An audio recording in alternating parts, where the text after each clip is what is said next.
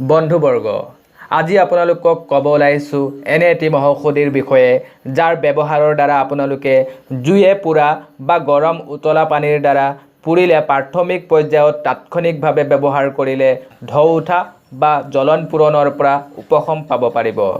অৱশ্যে পাৰ্চেণ্টেজ হিচাপে পুৰাৰ পৰিমাণ যদি বেছি হয় তেনে চিকিৎসকৰ কাষটো চাপিবই লাগিব। আপোনালোকে চাই আছে হেল্ডি অসম চেনেলটি ছাবস্ক্ৰাইব কৰি লওক আৰু লগতে বেল আইকনটিও প্ৰেছ কৰি লওক যাতে নিত্য নতুন এনে ধৰণৰ স্বাস্থ্যৰ লগত জড়িত আপডেটবোৰ আপোনালোকে পাই থাকে।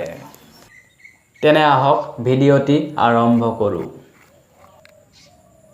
এয়া যে দেখিছে ঘিউৰ দৰে, এয়া কোনো বজাৰৰ পৰা ক্ৰয় কৰি আনি থোৱা ঘি বা অন্য দ্ৰব্য নহয়।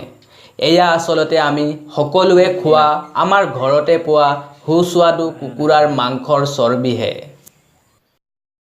এই চৰ্বিবোৰ আপুনি যেতিয়াই ঘৰত কুকুৰাৰ মাংস লোকেল হ'লে ভাল হয় ৰন্ধাৰ বাবে কাটিব, তেতিয়াই এই চৰ্বিখিনি এক্সট্ৰাকৈ গৰম কৰি এটি পৰিষ্কাৰ পাত্ৰত এনেদৰে সংগ্ৰহ কৰি থৈ দিব।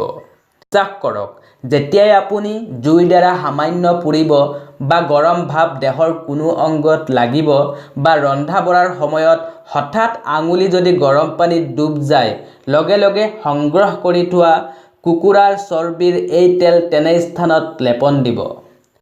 এই লেপনে আপোনাৰ জ্বলা অংশৰ জ্বলন পূৰণৰ পৰা কিছু আৰামটো দিবই, লগতে সেই স্থানক ঢৌ উঠা বা উখহি যোৱাৰ পৰাও বচাই ৰাখিব।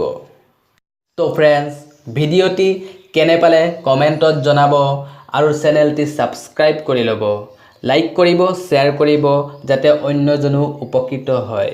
ধন্যবাদ।